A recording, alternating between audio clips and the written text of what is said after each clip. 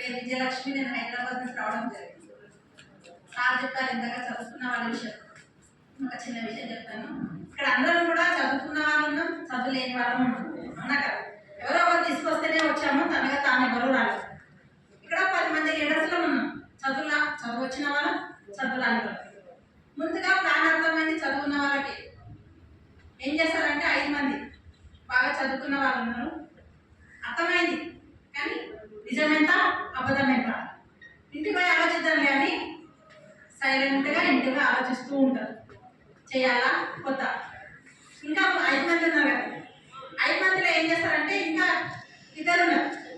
అంటే ఏదో ఇంటర్ చదువుకున్న వాళ్ళు ఏం చేస్తారంటే నాకంటే ఇంకా చదివిన మా అన్న ఉన్నాడు ఇంటికాడ, మా అన్నమే అడుగుతారు.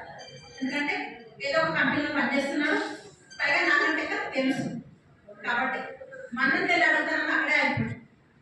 ఇంకా 3 ఉన్నారు కదా, ఆ 3లో ఒకదాన్ని నేనే.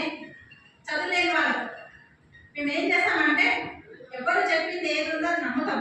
ఎందుకంటే మాకు చదువులేదు కాబట్టి ఏం చేసినాం, ప్లాన్ లేదు అర్థమైంది.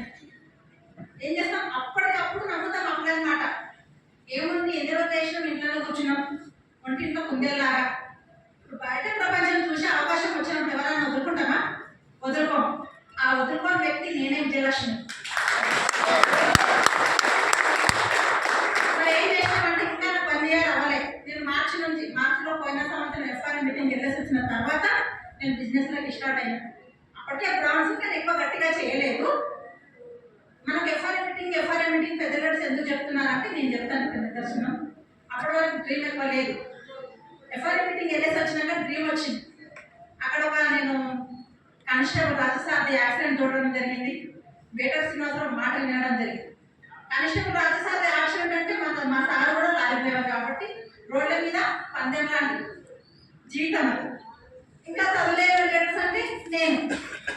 చదువులేని లీడర్స్ అప్పుడు ఎంత తీసుకుంటారు అంటే 2 లక్షలు ఇన్కమ్ తీసుకుంటారు. అక్కడ బేటర్ శ్రీనివాసరావు మరి నాకు లేదు అవకాశం అని ఒక డ్రీమ్ బిల్డ్ అయింది. వచ్చినాక చేయాలి గట్టిగా, లేకపోతే లేదని సైలెంట్ అయిపోయినాను. మా ప్లాన్ నవీన్ సార్ ఇంతవరకు వచ్చి ఎందుకు ఆగిపోతావు, ఒక అడిగే చూడు. బయట ప్రపంచం ఏమిందో తెలుసుకున్నావు కాబట్టి ముందున్న సముద్రం ఏంటో తెలుసుకో. ఎన్నుకున్న వారి కోసం చూడకు, ముందున్న సముద్రం దాటుకుందాం. ఆ సముద్రంలో ఉన్నదే బెస్ట్ చెప్పడం జరిగింది. వింటాం కదా, విన్నాం.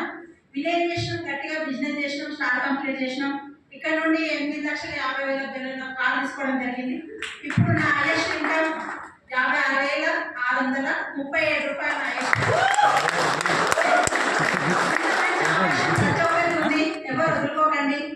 ఎవరో ఏదో చెప్పారని కాదు, మనం సక్సెస్మెంట్ అవుతేనే మనకు ఒక లైఫ్ ఉంది. ఎన్ని రోజులు జీవితం వేస్ట్ చేసుకున్నాం.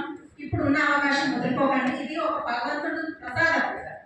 ఎవరు కూడా మిస్ చేసుకోకండి. Thank you sir. Thank you.